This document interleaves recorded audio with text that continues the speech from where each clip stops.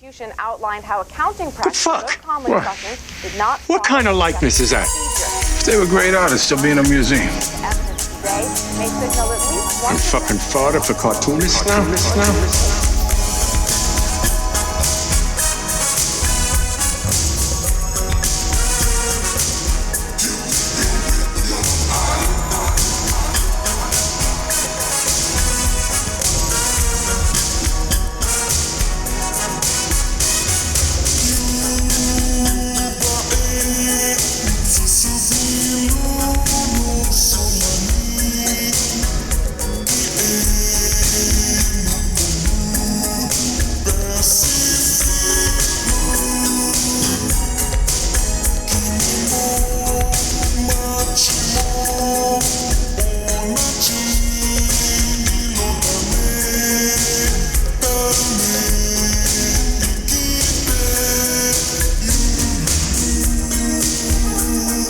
Alrighty, and welcome back to Gutter Boys. Gutter Boys is a small press comics podcast about the ins, the outs, the highs, and the very deep, endless lows of making comics. I am your host, Cam Del Rosario, alongside my co-host, JB Rowe. What's up, man? What's good? What's good? We just got finished recording the worst intro we've ever done in the history of this show, so we are re-recording this. You are welcome. Actually, send me that audio anyways. Did you export it? No, I didn't export it. Oh, damn. I was going to say I'll just upload it to Patreon as the worst shit you've ever seen in your life. No, that's so disrespectful. No, like as a freebie, not as a paid content. But yeah. Disrespectful. Yeah. Today on the show, after the break, we've got Eisner nominated editor Colin Blanchette, whose zine, Canon, only one in there, has been nominated. So congrats to Colin. We get into it with him. And we'll also be featured in Canon zine as well, because we had a pretty lengthy conversation with Colin, both for our show and his. I guess we've been circling each other for a few years, and we finally made it happen. So nice little conversation there on the other back half of the show. So that'll be out, I think, in the next issue or something like that. I should summer issue. Summer. Okay, yeah. There you go. Yeah. So I guess if that's something you want to check out. I mean, you should check out Canon regardless, right? But if you want to see the interview with me and Cam, it'll be in that issue, I believe. Yeah. Because, you don't get enough of that. You don't get enough of us just yammering for a while. Yeah, so we got a bunch of stuff lined up. Obviously, Real Boys will be coming back. We got Cam with past guest, friend of the show, Ryan Cecil Smith. They will be discussing Brazil. The very well-known sci-fi dystopian film by Terry Gilliam. I will not be there, unfortunately, for that episode because I will be in the Chicagoland area for G1, New Japan, and also G-Fest, which is a Godzilla-themed festival. So I'm bummed I won't be there for that episode, but hey, Cam will hold it down. I'm sure it'll be a good one. Brazil's a good movie. I haven't seen Brazil in a long time, though, so maybe I should rewatch it since high school for me. Yeah, so over on our Patreon at patreon.com/gutterboys, $5 a month gets you access to content like that and over 100 vaulted episodes. And I know we've been saying it, but if you missed the news coverage here on the intro, it's all over there. We've been going pretty crazy hard on the news. But we will talk about a little bit of news here just because it's topical and this will be uploaded while it's still probably being debated. The skies that are blue over on Blue Sky and over on X.com. Tilly Walden is under flack from an author named Rachel Hope Cleaves over a graphic novel that Tilly has coming out from Drawn and Quarterly called Charity and Sylvia. The initial complaint is that the author of the book, which came out in 2014, said that Tilly had pretty much adapted their work without permission and only gave them one line of text in the back as a thank you. And Rachel wants compensation and co-author credits from Drawn and Quarterly. Drawn and Quarterly came out saying Tilly has been doing media and that has been letting them know that they did use Charity and Sylvia by Rachel Hope Cleaves. as an inspiration for their graphic novel, they also did the work and, went and found documents just like Rachel had. So as of press time, Rachel has not responded yet to Drawn and Quarterly saying, hey, actually, no, we're not going to let you do this. But do you have any thoughts on this? Yes. Okay. So as a male feminist, I believe both women are right. Uh-huh. I think Rachel has an argument here that's pretty sound. Not so much the cover thing. The title, yes. I mean, that's very obvious. You literally just use the same title. That's not really up for debate at that point. The content of the book, and obviously I haven't read Tilly Walden's book. I haven't read Ms. Cleave's book, or Professor Cleave's, rather. No disrespect. I love all women. Sorry. Apologize. Doctor. Sorry. Dr. Cleave's. And so I don't know, maybe should read both and then come back with an opinion, but then also women are speaking right now. So maybe I won't do that out of respect. Yeah, I think, Drawn and Quarterly seems like a pretty professional and, obviously big publisher for comics. And if they're going to bat for the book, and, I want to say that, there's 3 stories here, Rachel's, Tilly's, and the truth. So may we find out. Developing story, I suppose. I don't want to pick a winner or anything. I think it sucks that the girls are fighting. Respect to both. Both seem to be very passionate about this subject. And, I hope they get it sorted out. I do see, the dog pile thing happening towards Tilly. And then I think I forgot who draws it, but another guy got caught tracing over at Drawn and Quarterly, from just an artist online. So D&Q under some heavy fire recently. Oof. Yeah. Drawn and quartered. Yeah. What the fans are demanding. Yep. It's over for you all. They're done. It's over. They're fucking done. This lawsuit's going to crush you. Yes, but God bless to both. Hope they figure it out. Hope it doesn't get too messy as purveyors of messy at this point.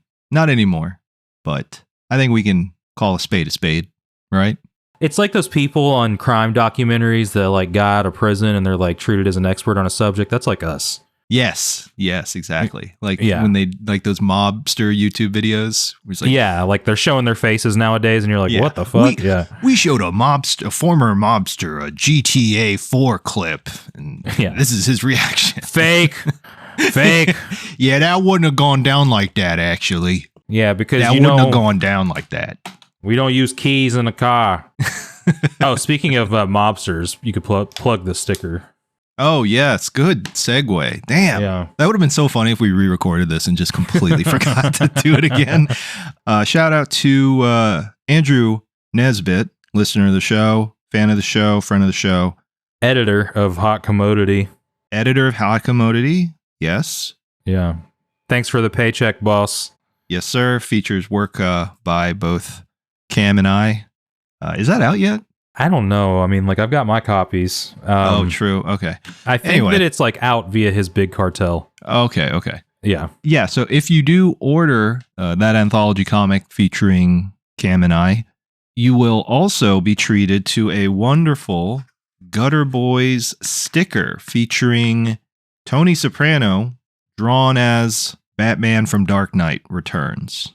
Yeah, all hunched over and shit. Yeah, it looks like he's clutching his chest as if he has maybe a panic attack or what's that Italian American term for a stomach ache? Oh, don't get me lying. I was going to say ganja. No, that's not it. Something like that. Look, I haven't rewatched Sopranos in 2 months, and that's the longest I've gone without rewatching Sopranos. So You're losing it. I'm a bit of a lapsed fan. Losing it, if you will. How about that? These stickers are pretty big, though, and there's holographic ones as well. Yeah. They turned out really nice. Yeah. So shout out to Andrew for doing this out of the kindness of your heart. Yes. So being such a fan. He sent us some over. So yeah, thank you, Andrew, for these. And if you want one for yourself, pick up a copy of anything in his big cartel, and he will include one for you. Yeah. All right. Well, we talked about comics, so I think we did it. We did it. Yeah, support us on Patreon. Please feed us and your brain with some of the Feed best Cam's bullshit. children. Yeah, my child with the best bullshit you've ever heard. 30 children. Yeah, they're multiplying over here. It's kind of fucked up. No, still only one there. But yes, we appreciate you all, as always, for listening. And coming up on the show soon, we've got JP Ayers with a Van Calf recap, as well as, a traditional episode. And then after that, it'll be Nick Cagnetti. And then we'll see. Maybe we'll be done. Maybe. Although we do still need to have Katie Skelly on again. Oh, so Katie might probably show up somewhere in between those. Yeah, at some point. Maybe she would be the last guest. That would be a good last guess. Yeah. Or honestly, Dylan, just because he was one of the first guests. Oh, true. Drug dogs. Yeah. Or Ramon. Honestly, we could just do a plus size episode with a bunch of different guests. 4-hour podcast. Yeah. That's it. No, that would never happen. I'm not doing that. Yeah, never. Respectfully. All right. Well, we're going to take a quick break. And when we return, we will be joined with Colin Blanchette of Canon Zine. So stay tuned. We'll be right back. They're back. This October, get ready for more magic, mayhem, and sibling rivalry. Fantagraphics presents Santos Sisters Volume 2, collecting issues 6 through 10 of the Eisner award-winning comic book series. This deluxe hardcover is packed with a Technicolor chaos you crave. Don't miss out. Grab the sisters' latest adventures this October wherever great books are sold. Santos Sisters Volume 2, twice the magic, double the trouble. A young man kidnapped and forced to become a Sicario. A disposable soldier in the wars of organized crime. A young woman kidnapped and trafficked. Her life reduced to a commodity in a brutal underworld. When their paths cross, they see a way out. Will they have a shot at survival? This is How to Disappear in Mexico, a mostly black and white 44-page comic book by cartoonist E. Esparza. A comic inspired by what may lie behind some missing persons cases in Mexico. The comic book is finished and getting released through Kickstarter, which launches May 14th. The digital version is just $2. What a bargain, right? The print version is $31 including shipping, and again, the Kickstarter launches May 14th. The pre-launch page is up now. Just look up How to Disappear in Mexico on Kickstarter.com.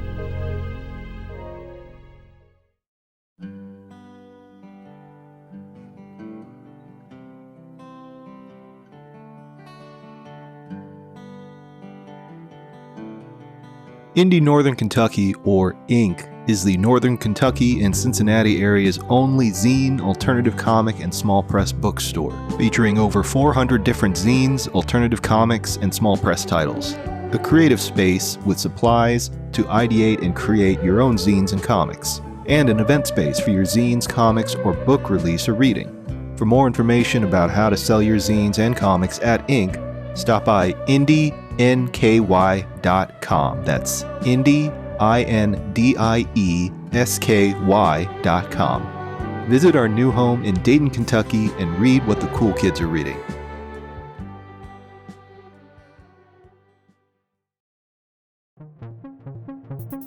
Underground Kingdom Comics Presents Romance is the third issue of a new anthology showcasing the UK's most exciting small press cartoonists. This 28-page A5 comic features cover art by Vincent Bell Robertson and comics by Lily Blakely, Adam Falp, and Anna Redmond, plus pinups from Kai Reynolds and Matt Greaves. Daredevils and Warriors wrote, "If you want to leave your comfort zone and are looking for thoughtful and original comics that have an edge without being edgy, then you should check out these UKC books." You can buy Underground Kingdom Comics Presents Romance now, along with the previous two issues, Horror and Crime, and Original Art, by backing our Kickstarter, which is live until Friday, March 15th. Don't be a cunt, buy a comic, innit? Hell yeah. Meow. Meow. Sid the Cat magazine is out now. If you've ever been to an amazing rock and roll show and thought, I wish I could experience this moment again, but in comic form, then Sid the Cat magazine is for you.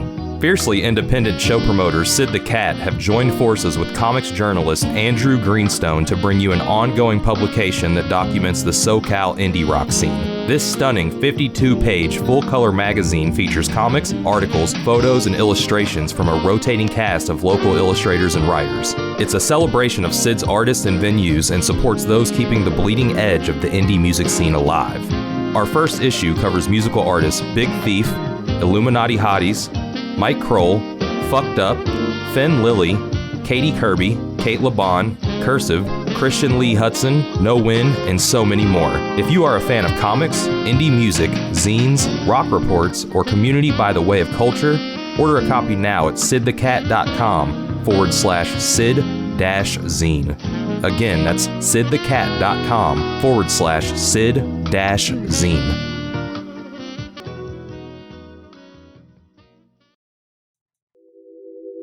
Athenium Comic Art is an original art website for some of the best cartoonists in the business. They currently represent Remy Boydell, Marie Capelle-France, Nicole Gu, Jonathan Hill, Emma Hunsinger, Casey Nowak, Micah Song, and Tilly Walden. Athenium Comic Art gives fans the opportunity to own an original piece of art from their favorite comics and support the artists that they love. In their short time in business, they've already shipped many iconic pages out to hardcore fans across the globe. Don't miss out on your chance to own a one-of-a-kind piece of history. Check out their website, atheniumcomicart.com, and type in Gutter Gang at checkout to receive free shipping on your first order. Again, the website is atheniumcomicart.com, and the code is Gutter Gang.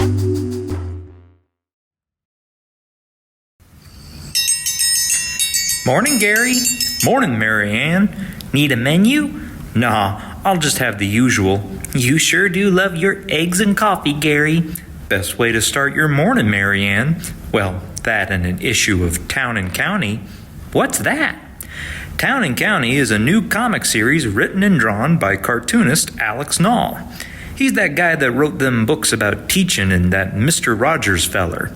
Oh, he was such a nice man.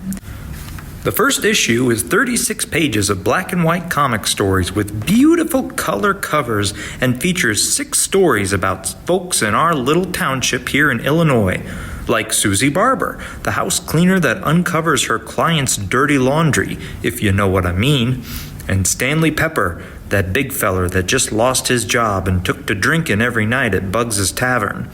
Well, ain't that something?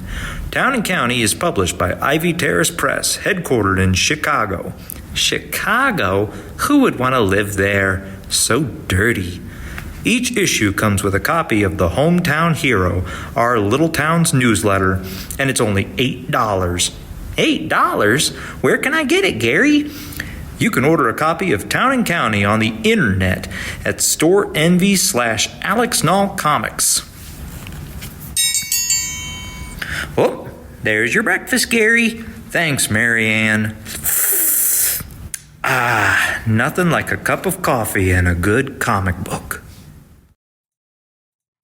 Rust Belt Review is a quarterly comics lit magazine featuring serialized and short-form comics from some of the most exciting cartoonists in the small press scene today. Volume 1 features work from Gutter alums M.S. Harkness, Audra Stang, and Caleb Orecchio, along with work by Andrew Greenstone, Sean Knickerbocker, and Juan Jose Fernandez. You can order your copy of Rust Belt Review today by going to rustbeltreview.org. Enter in promo code GUTTER to receive $2 off your order. Again, that website is rustbeltreview.org, promo code GUTTER.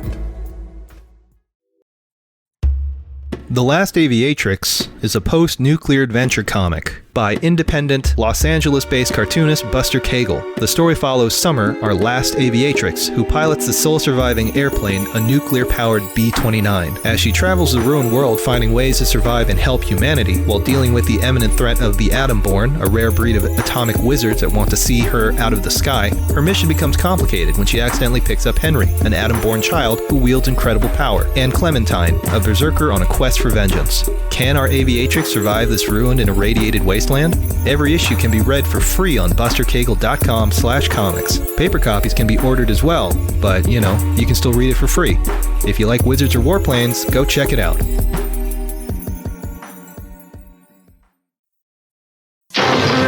Now, back to our program.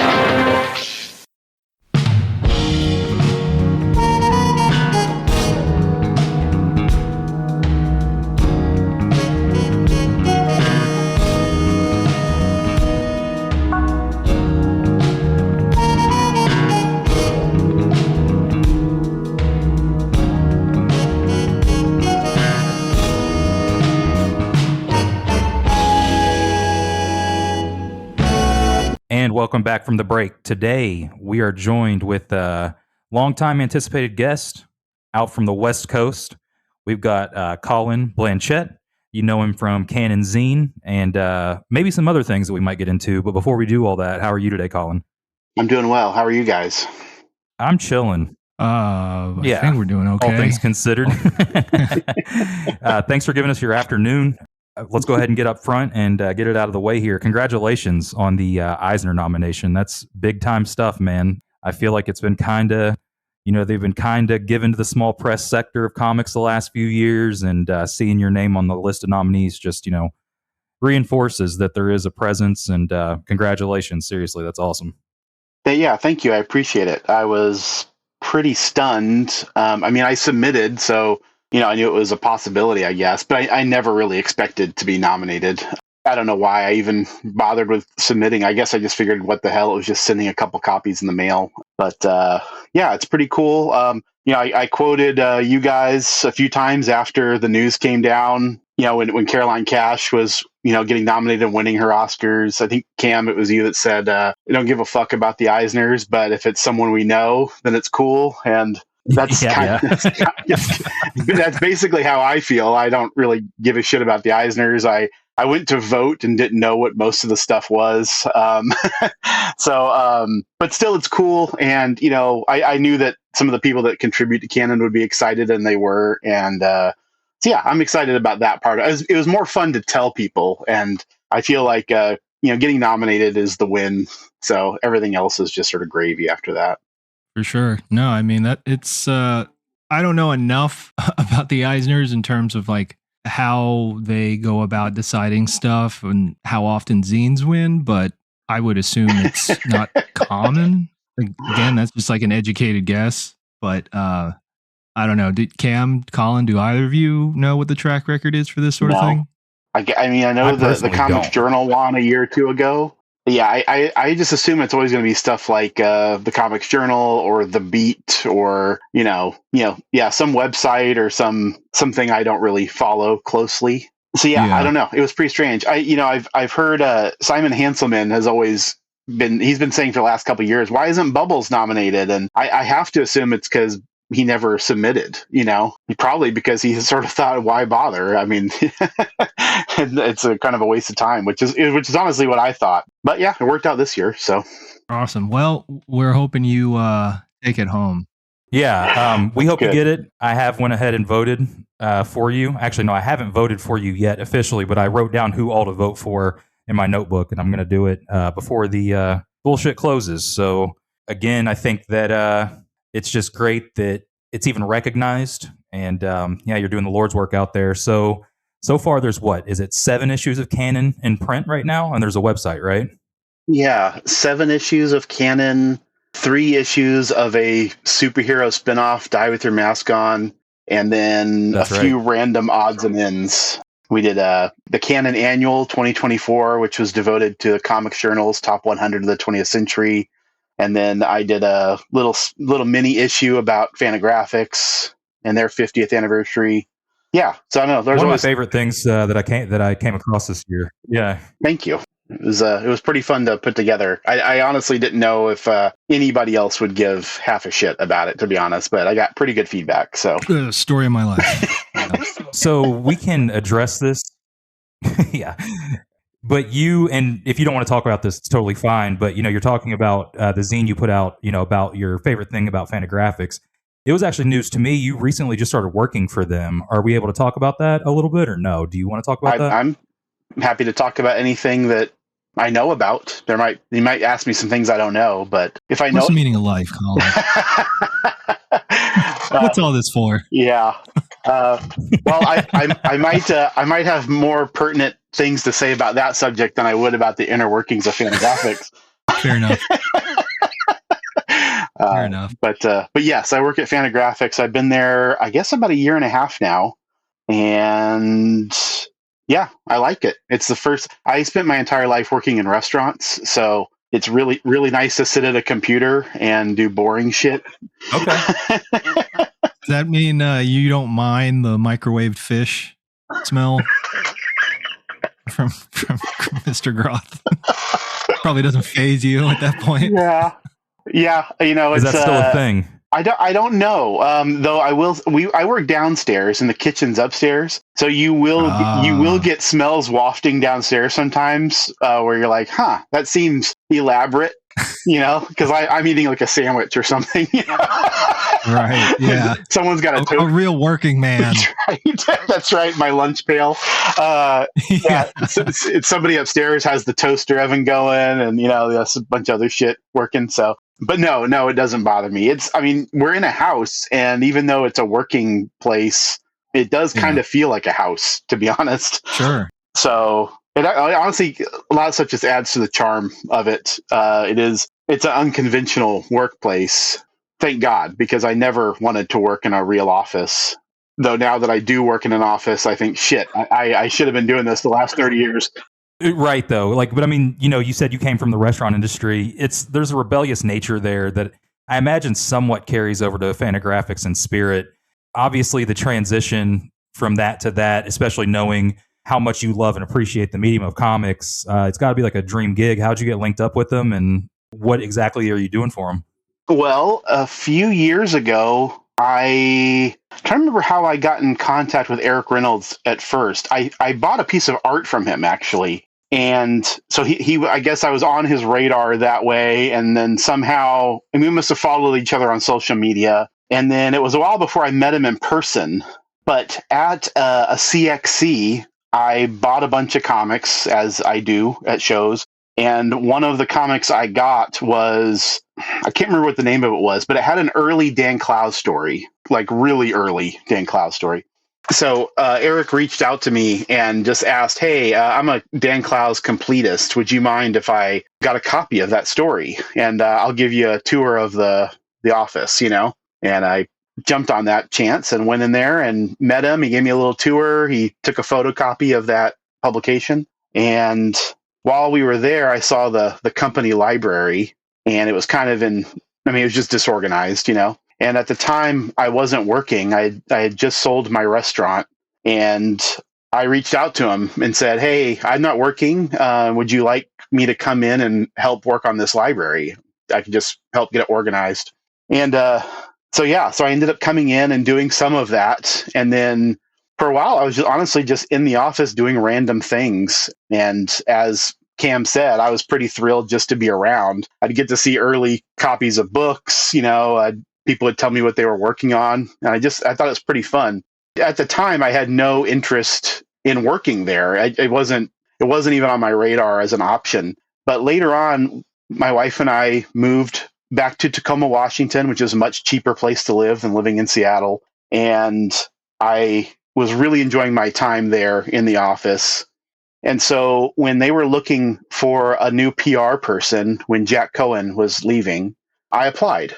And I did not expect to get hired, and they shouldn't have hired me. I wasn't even remotely qualified. But I thought if I signaled my interest in working there, it would kind of just put me on their radar. And that actually worked. I got an email from Eric Reynolds saying, hey, if you're interested, I'll be in touch when something opens up. Jack Cohen actually sent me a nice email, even though she didn't need to. She was on her way out the door. And I guess it was a few months later, maybe more than a few months later, but at a certain point, their inventory manager was going to change jobs in the company, and they wanted to know if I would take over. I had no idea what an inventory manager did, but I said, if you think I could do it, then yes, I'm interested. And I had a very brief interview with Eric and Gary Groth, and they hired me. And I've been doing it ever since. So I'm basically the person who sends books to the distributors. Used to be Diamond and Lunar. Now it's just Lunar.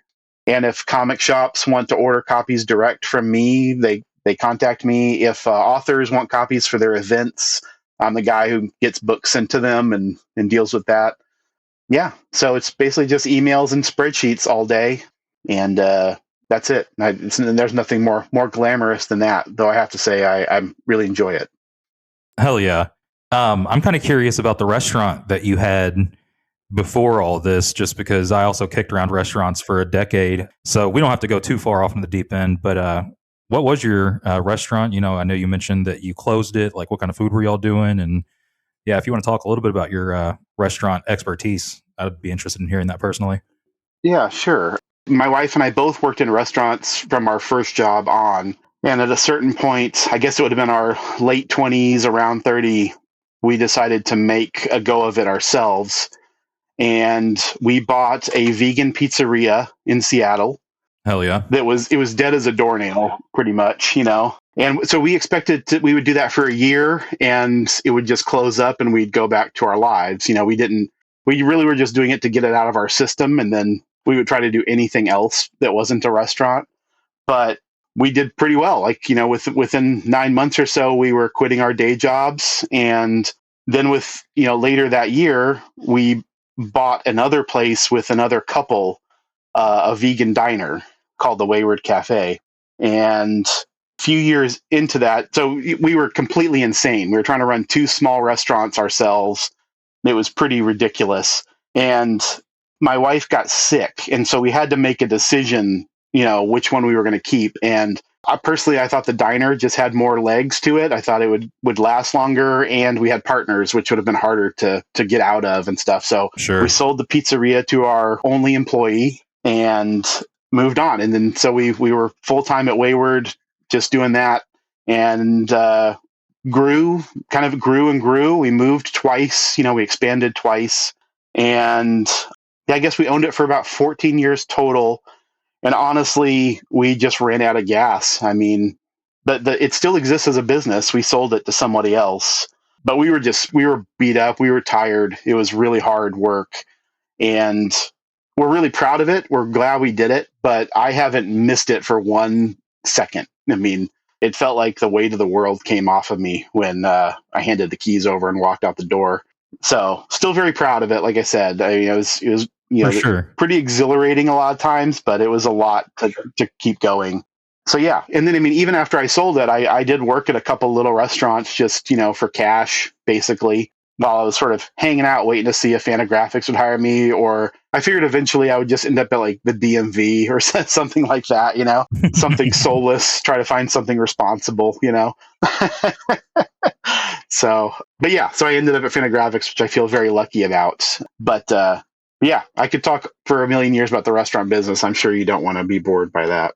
No, I think it's fascinating. You know, I spent so much time in there myself, just, you know, working front of house, back of house. So congratulations on over a decade of success. I guess we should steer it back into comics, though. So at what point did comics enter your life? And was there some overlap with the restaurant in the beginning of Canon? Because obviously Canon is a passion project that has been going on for years now. So when did comics come into the equation of your life? And tell me a little bit about the beginnings of Canon.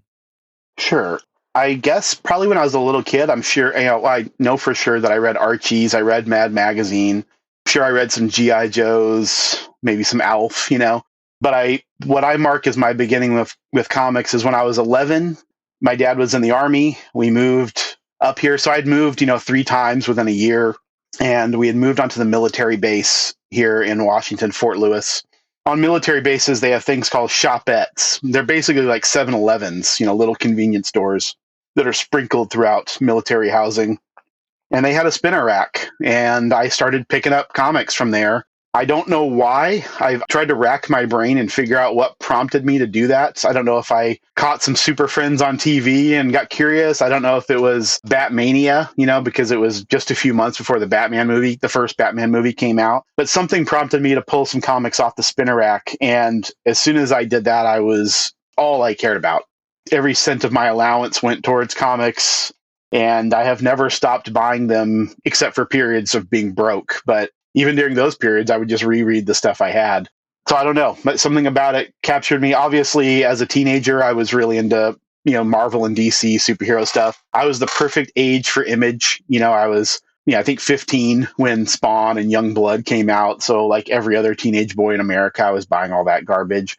And I just stuck with it. I just, it never shook it. Sometime in my 20s, I went back to college and basically got into reading fiction seriously. And so I was reading, books pretty heavily. And those may have actually, eclipsed comics for about 10 years. But like I said, I never gave up comics. I never quit buying them. And I guess probably in the mid teens, 2015 area. I just started filling in gaps, and the fire reignited full throttle, and now comics have choked out every other form of entertainment or time-consuming activity there is. I don't know. I just became obsessed with them again in a strange way. And when I was younger, I always wanted to do something with comics, but frankly, I was working my ass off all through my 20s and in my 30s when I owned a restaurant. I just was, so just reading was what I did to escape, or shopping, hanging out in used bookstores, just looking for books was a good way to decompress.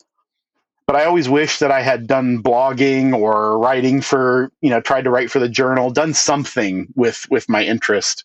And so I got onto YouTube, and I was making YouTube videos for a while I still had the restaurant, and that was fun.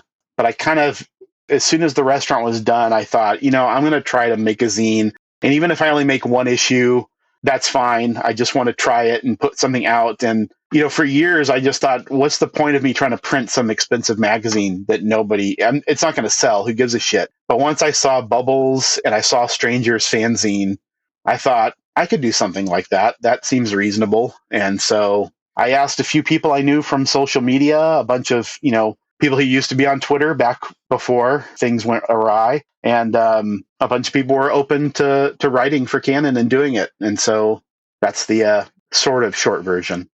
Hell yeah. So it took a village. That's right. And did you have any editorial background or work before doing this? No. It's all been learning on the fly. I'm hopeless when it comes to graphic design or really computers in general. And I figured nothing else, I would lay it out the old fashioned way and it would just look like shit. But luckily, a friend of mine, Alex Eklund, he and I were just talking, and he said, I'll give that a try, and he's a math teacher. He's not a graphic design person, but he just has been teaching himself the whole way through. And so we've just sort of grown together, where I've, tried to figure out what I'm doing as far as editing pieces from other people, writing my own, editing interviews. I'd never really done this stuff before, and Alex had never done this. He had maybe made flyers for students in school, but so no, yeah, sorry, that's a rambling answer to your question, JB. But yeah, just learning on the fly and trying to figure out what the fuck we're doing. Yeah, you got to fake it till you make it, right? Mm-hmm. And an Eisner nomination, I feel like kind of implies that you did make it. So yeah, that's one way to look at it. Yeah, I don't know. I'm proud of Canon, even though I see all the flaws, and I definitely think of it as an amateur publication. I don't have this. I don't think we're professionals, and I don't mean that in a bad way. I mean it like it's a hobby. It's something I do for fun. Yeah. Any of the writers, I tell them I don't want it to be homework. I want it. If they want to do something, I want them to want to do it. I would never berate someone who didn't want to contribute, or I would never want them to write about something they're not interested in either. It's supposed to be enjoyable. We're supposed to be enjoying this. And I want people to take it seriously, and I take it seriously. Mm-hmm. But I also, this is something I'm doing after hours when I'm at home. And I don't want the perfect to be the enemy of the good. I want to keep putting out publications because I enjoy them and I want to talk to more people. And I don't want to get it hung up on something that has a relatively small audience. I think they're there for the content, and we'll try to do the best job we can and minimize the mistakes. But it's not.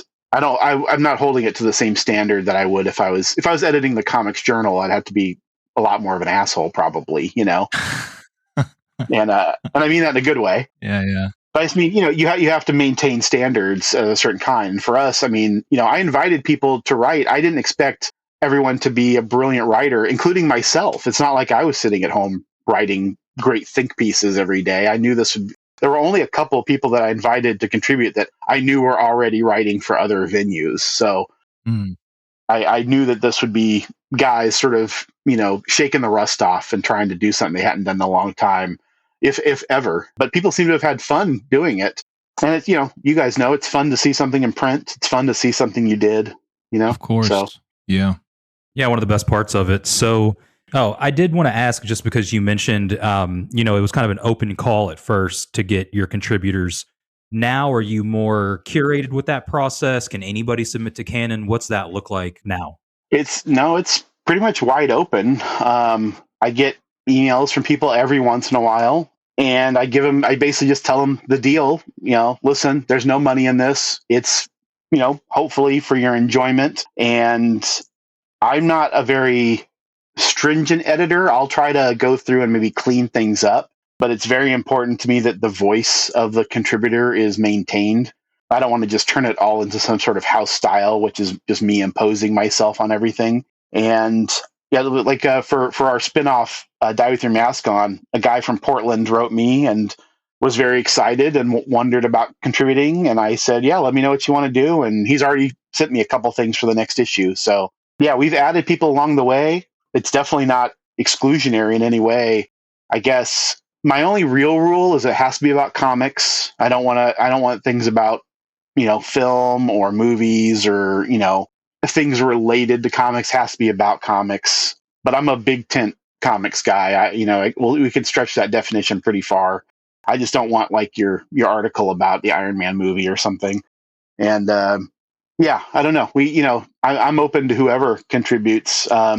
You have to want to do it, and you have to have the time to do it. I certainly would have been very interested in doing this if somebody else was offering, 10 or 15 years ago, but I don't know that I would have done it. I was working like a dog. I would have thought that sounds like a cool idea. I should do that. And I probably would never have done it. So totally understand why somebody wouldn't pull the trigger on it. But yeah, if anyone listening is interested, shoot me an email, loadingthecanon@gmail.com. It seems like within the last 6 or 7 years, there's been a resurgence in not just zines, but comic zines, the way, the two that you mentioned, Bubbles, Stranger's Fanzine, and now Canon. What do you think is bringing about this sudden resurgence of these DIY publications strictly talking about comics and speaking with creators and publishing these articles and reviews and whatnot? Do you think it's sort of maybe a response to the disappearance of print media, the sort of digitization of everything, the, I guess, atomization of culture in general? Or what's your sort of insight as someone who's making one of these books or one of these publications? I think it's probably all of the above and a couple of other things too. I think the main problem when it comes there, people want to read about things they're into. And, obviously I care about comics. So that's what I want to read about. You guys are old enough to remember you go into a bookstore and there'd be magazines about every hobby under the sun. I mean, if you were into music, there was 10 different magazines of varying kinds about hard rock and hip hop and what, there were just lots of options for people to read about their interests. And those have gone away now because nobody reads magazines on a big scale. There's no professional infrastructure. Some of that was replaced in the 2000s by websites and blogs. Right. Nobody blogs anymore because probably because nobody reads them, or because all of the good bloggers moved on to doing work for venues. All of the websites that used to have actual, I hate the word content, but yeah, I know what you mean. Yeah, that had content you could go read. If you wanted to go read reviews or interviews, you could go check out, comic book resources, Newsarama, all these, there were these various websites, the Comics Journal, tcj.com, Comics. There were lots of places online to go find stuff, but there's no money. Nobody wants to pay for anything online. Right. And I don't know if it's just a psychological thing, but I mean, nobody wants to pay for that stuff. And so it's all withered on the vine. It's all died. And I think most comics people want a physical object also. I certainly do. I don't look down on anyone who reads comics digitally, but I don't do it. And a lot of people I know don't do it and won't really do it. Yeah. And so I think the idea of getting a zine, and let's face it, getting a Bubbles, getting a Canon, getting a comics blogger, I should mention Thomas Campbell, who was very encouraging to me when I started. It's a substantial package. Yes, it's probably more expensive than anybody wants to really pay for, but you're probably getting a good amount of reading out of that. You're not going to sit and read a Bubbles in 10 minutes, Right. It takes a while to get through it. And I think people like that. And they like having a collection of them. They like, comics people are by and large, not this, not totally, but by and large are collectors, and they're interested in the medium that they've chosen to follow. So yeah, I don't know. I think if the Comics Journal from 1995 was a viable proposition today, you wouldn't really need guys like me or Brian Baines or Thomas Campbell making these zines. They could still exist, but they wouldn't be as necessary. But it is not a viable option for a magazine about comics to come out almost monthly and to have a cachet and a clout and to get big names to be interviewed and to have really great writing, really great writers. There's just no infrastructure for that anymore. And so, like media in general, like the culture, you nailed it with the atomization of the culture. Everything has just sort of been wrecked at this point, and it's almost just sort of building back. We don't know how to make, what are those memes you see where like we don't know how to build it anymore. We can make these zines and publications the best we can, but we can't afford a news editor. We can't afford journalists, Right. So we do the best we can. We write about what we're interested in. And I think we're all doing our part the best we can. But I don't know. I don't know if I answered your question, JP. But No, I think you did. Like you said, there are definitely other variables, and it's like a combination of things in the modern world that has led to a lot of people wanting more print media, but those people are usually part of like a very specific subset of the population. It's not a broad audience in any way. So like you pointed out, you can't really maintain large print runs, mass distribution the way you could 20 years ago. That makes sense. I mean, I used to, as a kid, I remember reading Toy Fair magazine, and, that was all just about toys. Like that's all they covered. And it's like pretty easily available regardless of where you lived in the country. And now I think recently they established a new magazine that kind of replaces what that magazine was trying to do, like the spirit of it, but I don't think it's doing well. Like it's not something you can pick up at like a Books A Million or at a 7-Eleven or, whatever. So I think now, because the readership is still there, but it's just not as broad. So you kind of have to go out of your way now to look for it, which ends up being a net positive, I think, because then those people, those readers, the people that do find your magazine and regularly order them and read them, those are the people that really want to be there for that. Yeah, it's true. It's true. And yeah, like I have a small circulation, but I know that everyone that's reading it is a diehard. They're right. They're interested in reading about obscure shit, or they wouldn't be reading it in the first place. I mean, kind of a decision I made early on with Canon was I was most interested in guys that people had never heard of. Mm-hmm. I don't mean that as an insult to anybody at all. For me, it was I wanted to share either my affection or my interest, in people's work, and just wonder, here's a guy that's never going to be talked about. Let's try to find this guy and see what he has to say. And yeah, I mean, there was a point where Wizard outsold every single comic, Right. And they were also publishing Toy Fair. They were publishing, I think it was called Inquest, which was a role-playing magazine. Yep. And these things all had huge circulations. Even the fact that the Journal existed in a magazine form as long as it did is a miracle. I agree. I don't even know. I mean, there's no way the sales justified it, Yeah. No. Yeah. And that's also the definition of a passion project. It's just luckily it was the passion of a guy who happened to be a publisher. But there used to be a lot of magazines about comics, and then they all went away basically. And now there's a surge, and it's weird because there's not just a surge on the small press front either. Now there's been a few of these mainstream magazines have come out, which is another kettle of fish. Yeah. But I think it speaks to the same impulse, though, that people want something they can hold in their hands. And even though I just spent some time shitting on the internet, it's what makes this all possible, right? That some guy in Miami can order from me and I can send him a copy. He would have never seen that otherwise in the old days. Right. Yeah. It's just how do you adapt to the changing times and technology while still following the things that you're passionate about and then finding those people that are just as passionate about the things that you want to talk about or write about. Yeah, I mean, it reminds me of, the mainstream comic zine boom in the 80s. There were so many of those black and white zines coming out. Now, obviously, back then they didn't have message boards. They didn't have forums even. There was no email list or whatever. So you had to like write in and send it to some P.O. box and then wait 4 weeks. And then eventually, if you mailed a check, it would get cashed. And then another month goes by and then you get whatever issue that they're printing at the time. So things are, streamlined now. It's a lot better, obviously.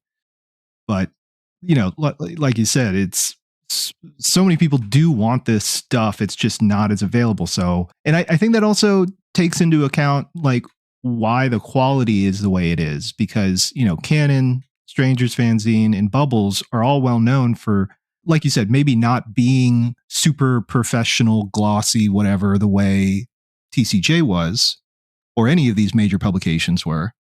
But the quality is still there because the intention is there. People are writing just like very passionately about these things, about topics that people want or are interested in. And they're done really with care as a result. Like whether or not it's like hyper polished or whatever, I don't think that's a concern for most people that are super invested in this stuff. It'd be one thing if it was like, some sort of like industry magazine. So the great thing about this is that it's very hard to grift these like niche things.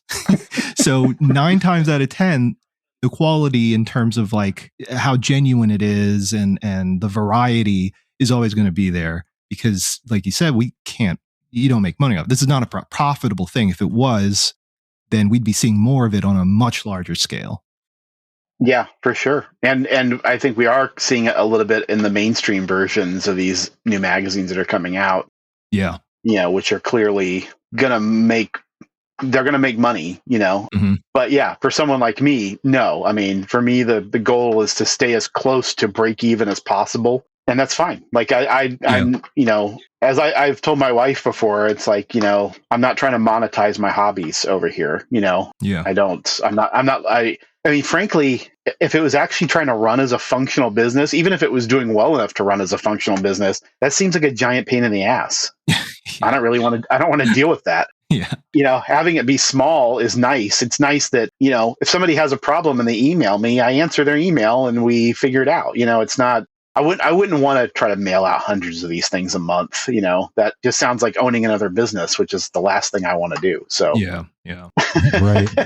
not that I don't want more people to read it. I do, but it's just because I want more people to read it. I just want it to fall into the hands of people who would enjoy it. That's all. Right. And if that's 50 people, fine. If it's 500 people, fine. If it's somewhere in the middle, fine. I don't really, I'm not looking to get rich off of it. If I can just kind of keep going from one publication to the next, I'm happy with that. And I've managed to do that now for 3 years. So I'm just going to try to keep that train rolling the best I can. For sure. Hell yeah. So do you have plans, publishing wise, to expand beyond fanzines? You brought up, Thomas over at Comics Blogger. I know he's published an anthology. Yeah. You even see Bubbles venturing into publishing some of this manga stuff alongside Ryan Holmberg, and Strangers is probably the biggest out of the three as far as, distribution. He's got a backdoor at Lunar. You can get that stuff in main comic shops. So I guess that's a long-winded way for me to ask, do you plan on branching out, or is it only going to be Canon fanzine in the distant future? Well, 2 answers to that. The first answer is that I do not want to become a publisher for the exact same reason I was just saying, in that I don't want to deal with all the business bullshit and the logistical stuff. I'm not really interested in that part of it. But here's where I contradict myself, which is that we actually just published our first comic, which I haven't announced yet, but we'll do so soon. I just got the copies by a guy named David Enos, who's on Instagram. If anybody wants to go find him, I recommend it. He's put out a couple comics already himself, and I interviewed him for the next issue of Canon that isn't out yet, Canon number 8. And I just kind of asked him, hey, is there anything you'd like me to publish? Once again, I just want to spread the word. I like the guy's work and think he's interesting. And so we're putting out a comic by him. He's a very fantastic cartoonist. I'm glad you're aware of him. His Batman comic, I think, is fucking incredible. And yeah, so I'm just happy to be associated with the guy pretty much. I'm not looking to take over his career or anything.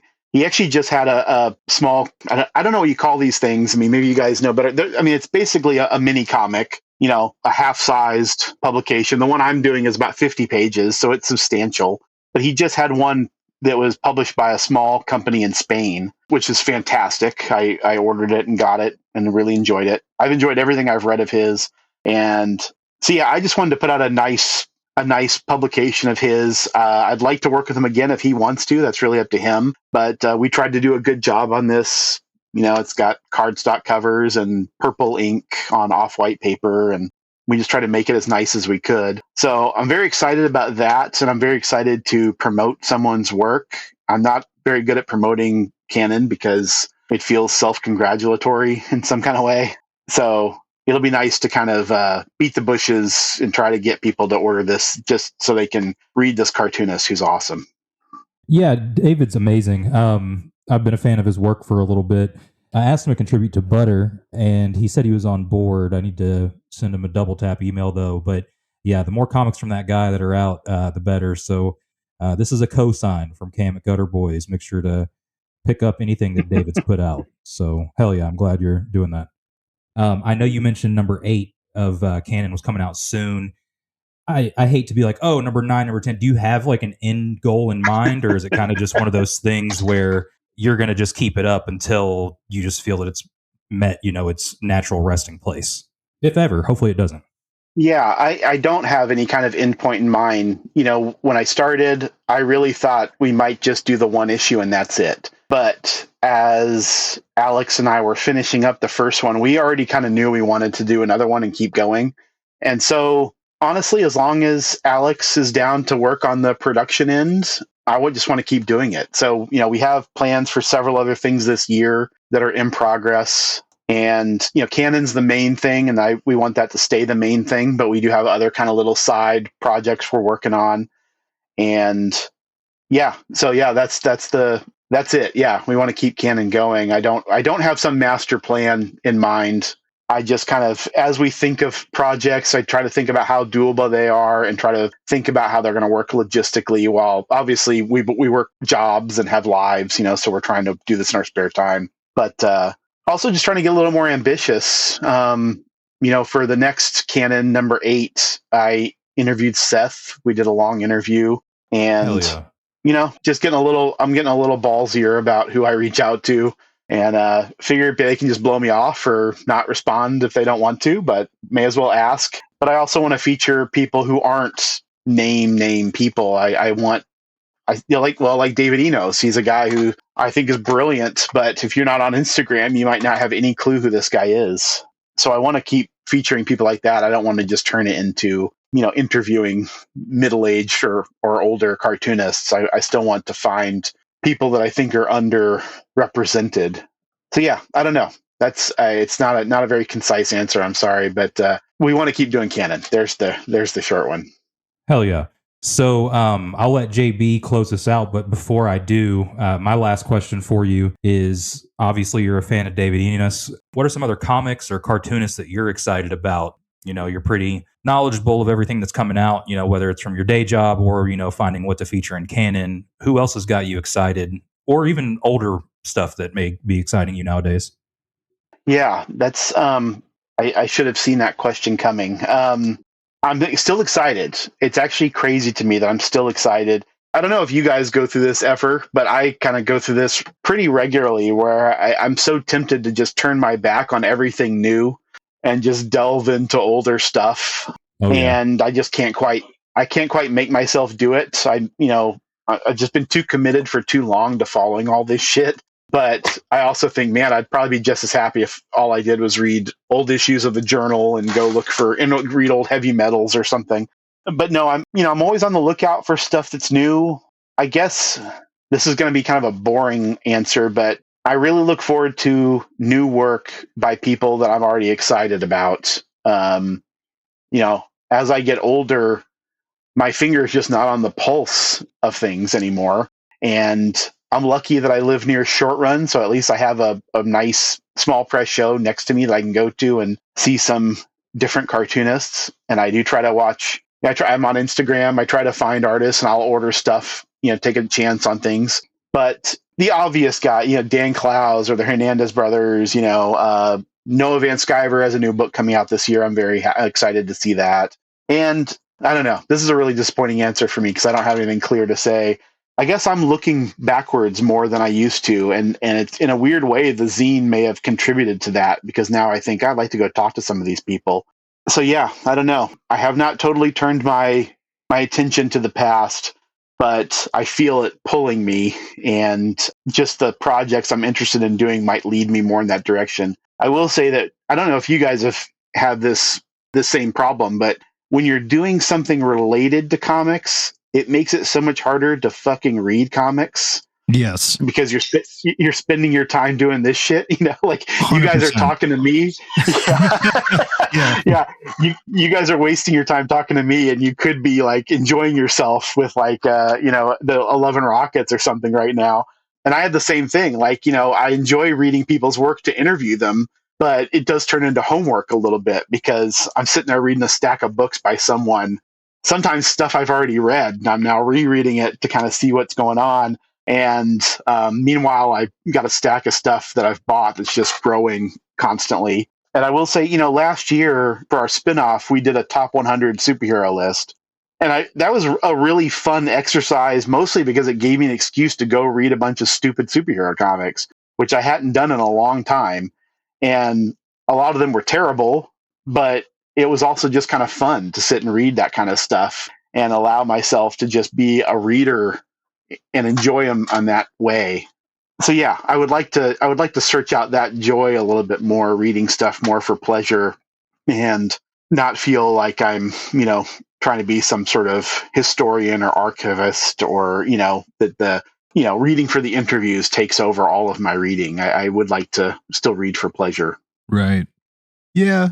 We've been doing this for 7 years now? 7 years. 6, 7? Yeah, 7 years. Fuck. Pretty wild. I would say, yeah, it is. It definitely has impacted my reading for sure. But I also know that, doing this pod has allowed me to talk to people who are just as invested in a way that I don't think we would be able to otherwise. And also the fact that we're able to like promote people's work is, I think, a net positive. So I'm willing to have maybe a stack that's a little higher than normal if it means we're able to keep doing what we're doing on that front. And that's probably the most positive thing I've ever said about this show. Yeah, I think so. Like that's a little bit of a pulling back of the curtain for you. Yeah. It's kind of the same way. It's a good problem to have, but I mean, we always talk about quitting the show like as a joke, or is it serious? But it's those people, you see it with like the newer interviews, the younger people, like there were the British guys that were on the show recently. And then we had Ethan on recently, and they're like, yeah, Gutter Boys, the Discord, or just listening to this, it's weird that people are being influenced by the show. And if it's a public service like that, I think that's what keeps us in the game and not actually ending the show from my perspective of it. And it kind of goes back to what you were saying with like, there's no money in this stuff. It's all a labor of love. And it's definitely not because I love editing audio for hours, Yeah. Trust me, when I'm sitting here at like 11:30 at night editing someone's interview, and I'm thinking I could just be fucking watching TV right now. 100%. Yes. Yeah. I could be zoned out, just sitting there, not doing jack shit. And I'm sitting here taking out every like or, yeah. out of something. It's just, but at the same time, there's the satisfaction when you finish that you really feel like you did something. So to put a rosy spin on it. For sure. Right. For sure. All right. Is there anything else you wanted to cover before we wrap up? And we'll do plugs after this. Okay. All right. Anything for you, Cam? No. I guess the only thing that we have to do here before we get out of here is just let you plug your stuff. Where can people buy Canon? Follow you on Instagram. And also, I know that on the back of the new issue, or maybe, I don't have it near me, but I know Canon.com is about to be You're right. a presence. And I think it might have a different URL. But yeah, where can people get all the Canon stuff?